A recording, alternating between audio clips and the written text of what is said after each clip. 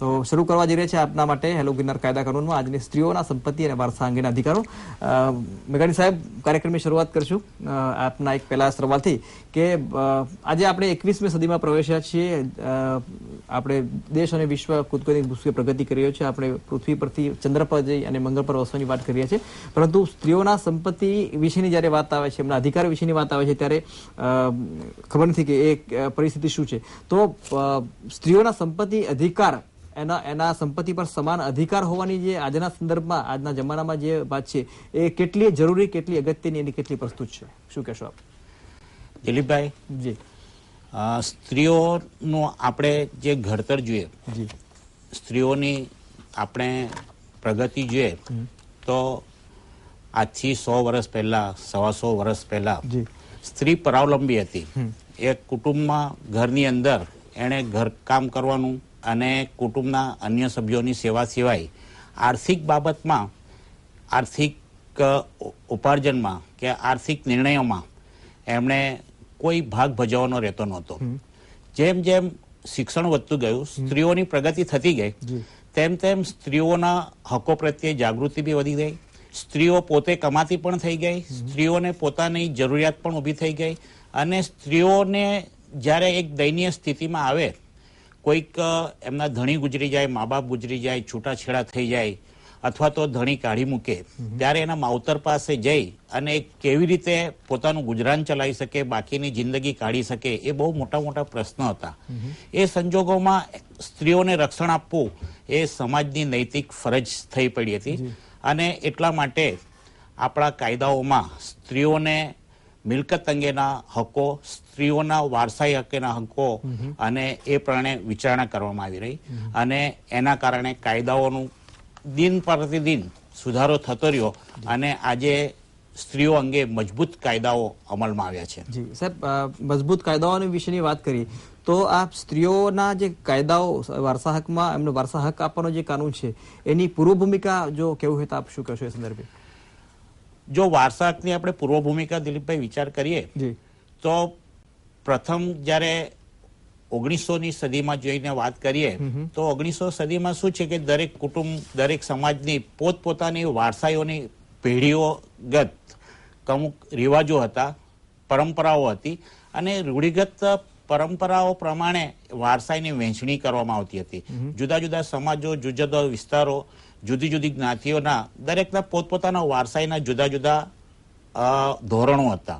આ બધા ધોરણોને એકત્રિત કરી અને 1925માં ભારતીય વારસા હક અધિનિયમ અમલમાં આવ્યો, કે જે બધા જ અધિનિયમોનું સંકલન, આ બધા જ પેઢી, આ પરંપરાઓનું અને આ રૂઢિઓનું સંકલન કરી અને આખા ભારતમાં અમલમાં આવે એવો ભારતીય વારસા હક અમલમાં આવ્યો.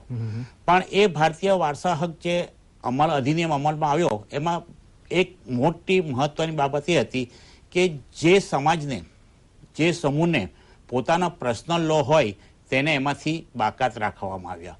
જેમાં આપણા ભારત દેશમાં બે મોટા સમૂહો, હિન્દુ અને મુસ્લિમ, બેઉના પર્સનલ લો અમલમાં હોય, એ બેઉને આ ભારતીય વારસા હક 1925માંથી બાકાત રાખવામાં આવ્યા. અને આ હિન્દુઓ અને મુસ્લિમોની પોતાની જે પરંપરાઓ હતી તે પ્રમાણે વારસાની વહેંચણી કરવામાં, વારસદારો પાસે વહેંચણી કરવામાં આવતી હતી. પરંતુ 1956માં હિન્દુ સાહેબ, આપણે 1956ના કાનૂનની ચર્ચા આપણે આગળ કરીશું. આપણી પાસે એક કોલર વિરચંદભાઈ વણકર તલોદથી જોડાય છે, એમના પ્રશ્નને આપણે ન્યાય આપીશું. વિરચંદભાઈ, નમસ્કાર. નમસ્કાર, સ્વાગત છે આપનું કાર્યક્રમમાં. આજે આપ અમારા કાર્યક્રમમાં પહેલા કોલર છો આજના, આપનું સ્વાગત છે. આપ ફરીથી, આપ શું પ્રશ્ન? નમસ્કાર સાહેબ. જી, શું પ્રશ્ન છે આપનો વિરચંદભાઈ?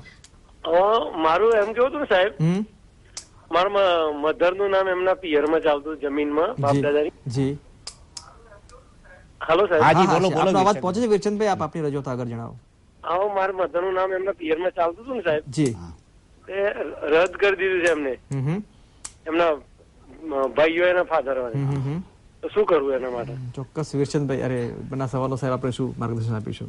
વિરચંદભાઈ, સ્ત્રીને પોતાના માતા પિતા એટલે પિયર પક્ષની મિલકતમાં સંપૂર્ણ જેટલો ભાઈને અધિકાર હોય એટલો જ એમનો અધિકાર રહે છે. એટલે જો તમારી માતાનું નામ વારસાઈમાંથી રદ કરવામાં આવ્યું હોય તો હકપત્રકમાંથી જો રદ કરવામાં આવ્યું હોય તો મામલતદારે રદ કર્યું હોય તો પ્રાંત ઓફિસરને એની અપીલ થઈ શકે. જો પ્રાંત અધિકારીએ રદ કર્યું હોય, પ્રાંત અધિકારીની રૂબરૂ રદ કરવામાં આવ્યું હોય તો કલેક્ટર રૂબરૂ એની અપીલ થઈ શકે અને આમ એનો કાનૂની ઉપાય મળી શકે છે. અને આ જે હકપત્રકનો છે તે રેવન્યુ રેકોર્ડમાં કહેવાય છે, પરંતુ એને સિવિલ રાઇટ્સ પણ એટલા જ મળે છે. એટલે સિવિલ કોર્ટમાં જઈને પણ પોતાના હક માટે ડેક્લેરેશનનો દાવો કરી પોતાનો હક છે એવું જાહેરાત મેળવી શકે છે કોર્ટ મારફત. બરાબર છે. આપણી પાસે અન્ય કોલર ઉપેન્દ્રભાઈ પરમાર પંચમહાલથી જોડાયા છે. ઉપેન્દ્રભાઈ નમસ્કાર. નમસ્કાર સાહેબ. સ્વાગત છે આપનો કાર્યક્રમમાં. શું પ્રશ્ન પૂછવા માંગો છો આપ? હવે સાહેબ એવું છે કે સ્ત્રી પોતાના મિલકત બક્ષિસથી ને વિલથી આપી શકે, તો એના માટે શું પ્રોસિજર અને એના માટે લાયકાત શું, અને મેળવી શકે વિલથી ને બક્ષિસથી, એના માટેની લાયકાત શું? એમ ચોક્કસ સાહેબ.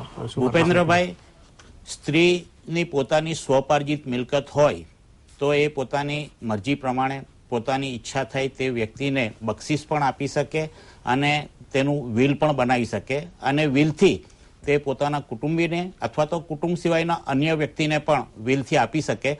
પરંતુ એ સ્ત્રીની પોતાની સ્વપાર્જિત મિલકત હોવી જોઈએ. જો સ્ત્રીની પોતાની સ્વપાર્જિત મિલકત ન હોય તો એ બક્ષિસ ના આપી શકે કે વિલ ન કરી શકે.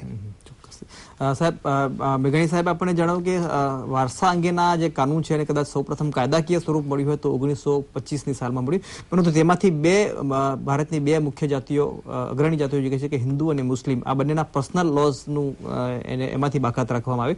સાહેબ, તો પછી આગળ જે 1956ના કાનૂનની વાત કરવામાં આપ જે વાત કરતા હતા, એમાં પછી એમાં શું ફેરફારો થયા અને કઈ રીતે કાનૂન ઘડાયો? 1956માં હિન્દુ વારસા હક અધિનિયમ અમલમાં આવ્યો અને તેને કોડિંગ કરવામાં આવ્યું.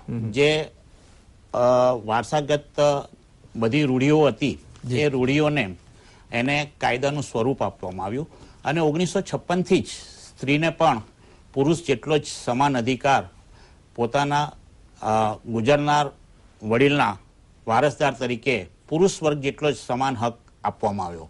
આમ 1956થી જ પુત્રીને, દીકરીને પુત્ર અને દીકરા જેટલું જ માન આપવામાં આવ્યું અને એનો હક નક્કી કરવામાં આવ્યો હતો. પરંતુ એ અંગેનો બહુ વધારે પ્રચાર કે પ્રસાર થઈ ન શક્યો, અથવા એની જાણકારી સ્ત્રીઓને બહુ મળી ન શકી, અથવા તો તે સમય એવો હતો કે તે સમયમાં હજુ એ અંગેની સ્ત્રીઓની જાગૃતિ નહોતી. એટલે એ કાયદામાં 1956થી જ મળેલા હકો એમ નામ ચાલ્યા આવ્યા હતા, પરંતુ એને પૂરતો હક મળતો ન હતો. અને પછી આના માટે આ જાગૃતિ આવે એટલે 2005માં હિન્દુ વારસા હક સુધારણા અધિનિયમ અમલમાં આવ્યો. એ સુધારણાની ચર્ચા આપણે આગળ કરીએ છીએ, પરંતુ આપણી પાસે કાંતિભાઈ જોડાયા છે બનાસકાંઠાથી એમના પ્રશ્ન સાથે. કાંતિભાઈ નમસ્કાર. હા જી નમસ્કાર સાહેબ. જી. હા, મારો પ્રશ્ન એવો છે કે મારા પિતાજીએ 30 વર્ષ પહેલા એક જમીન મુસ્લિમ ભાઈની વેચાણ રાખેલી હતી. જી. અને એ ટાઈમે એમને જૂની પત્ની હતી, ત્યારબાદ એ બીજી પત્નીને પરણ્યા. તો હવે બીજી પત્નીનો હક એમાં લાગે કે કેમ એને દાવો કરેલો છે, બરાબર? અને પ્રાંત કલેક્ટરમાં અમારા તરફથી નિર્ણય આવેલો છે ને અપીલ એમની કલેક્ટરમાં છે. તો આના માટે શું થઈ શકે? જી, એટલે આપના પિતાશ્રીએ કુલ 2 પત્નીઓ કરી, એવું કેવું થાય છે આપને? હા, મારા પિતાજીએ 30 વર્ષ પહેલા જમીન ખરીદી હતી. જી. એ જમીન આપનારા જે મુસ્લિમ ભાઈ હતા એ એમની પત્ની પણ ઓફ થઈ ગઈ અને એ ભાઈ પણ ઓફ થઈ ગયા. જી. પરંતુ પત્ની જયારે એમને વેચાણ આપેલી હતી ને જમીન, ત્યારે બીજી પત્નીથી પરણેલા હતા, ત્યારબાદ વેચાણ આપ્યા પછી બીજી પત્નીને પરણ્યા. ઠીક છે.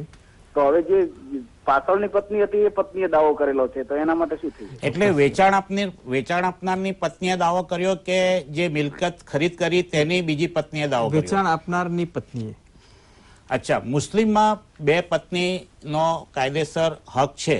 એટલે બંને પત્નીને પોતાને મિલકત ના અધિકાર મળે છે. એટલે જો એ મિલકત વેચનાર ગુજરી ગયો હોય તો બંને પત્નીને એમાં હક મળે છે. પરંતુ જો હિન્દુ ગુજરી જાય તો હિન્દુને આવો જે કાયદેસરની પત્ની હોય તેને જ હક મળે, બીજી પત્નીને હક મળતો નથી, કારણ કે હિન્દુ કાયદા પ્રમાણે એક પત્નીત્વ ધારો અમલમાં છે. સાહેબ, આ જ પ્રશ્ન થોડો જુદી રીતે કે આ જો કાયદેસરના તમામ દસ્તાવેજો કર્યા પછી જે મુસ્લિમ ભાઈ છે એમણે કાંતિભાઈ એટલે નામ પરથી આપણે કે હિન્દુ છે, એમણે જે તમામ દસ્તાવેજો એટલે કાયદેકીય વિધિ પૂર્ણ કર્યા પછી એને જો મિલકત વેચી હોય છતાં પણ જો જે મરનાર જે મુસ્લિમ ભાઈ છે એની જે બીજી પત્ની છે એ આ કાંતિભાઈ પાસે મિલકત પાછી મેળવવા માટે દાવો કરી શકે કે ના, દાવો ન કરી શકે, કારણ કે જયારે વ્યક્તિ હયાત હોય ત્યારે પત્નીનો એમાં હક લાગતો નથી, પણ પતિ ગુજરી જાય પછી જ પત્નીનો હક ઉભો થાય છે. એટલે જો પોતાની હયાતીમાં મુસ્લિમ પતિએ પ્રોપર્ટી વેચી નાખી હોય અને એનો કાયદેસરનો દસ્તાવેજ થઈ ગયો હોય તો એની પહેલી કે બીજી કોઈ પણ પત્ની એ મિલકતમાં હક માંગી શકે નહીં, અને એ હક માંગે તો એ કાયદામાં કે કોર્ટમાં ટકી શકે નહીં. બરાબર છે. મિત્રો, આપણે ચર્ચા કરી કે વારસાઈને લગતો સૌપ્રથમ કાનૂન 1925માં આવ્યો, પછી 1956માં એમાં થોડા ફેરફારો સુધારા વધારા થયા, અને 2005માં એને વધુ મજબૂત અને વ્યાપક સ્વરૂપ આપવામાં આવ્યું. પરંતુ આપણી પાસે એની ચર્ચા કરીએ પહેલા પરેશભાઈ પંચાલ સાઠાંબાથી આપણી સાથે જોડાયા છે. પરેશભાઈ, નમસ્કાર. દિલીપભાઈ, ગુડ ઇવનિંગ. ગુડ ઇવનિંગ, નમસ્કાર, સ્વાગત છે. સ્ત્રીઓને જે વારસા હક મળે છે, વકીલ સાહેબને કેવું છે કે સ્ત્રીઓને જો સક્ષમ બનવું જ હોય, જી, અત્યારે પરણીને દીકરી સાસરે જતી રહે એટલે એનો હક અત્યારે આપણે જોઈએ છે તો લગભગ 90% દીકરીઓ એનો હક મેળવતી નથી, સ્વેચ્છાએ જતો કરે છે. જી. હવે જેના કારણે એને એના સાસરીના ઉપર નિર્ભર બની જવું પડતું હોય છે. જી. હવે બીજીમાં એવું બનતું હોય છે કે આવી મહિલાની સિગ્નેચર લઈને કાં તો એના પિયરના એના ભાઈઓ કે અથવા એ લોકો એમની જમીન કે અથવા એમની મિલકત એમના નામે કરાવી દેતા હોય. જયારે સ્ત્રીને કોઈ પ્રોબ્લેમ ઉભો થાય ત્યારે એ ક્યાંય નહીં રહેતી નથી.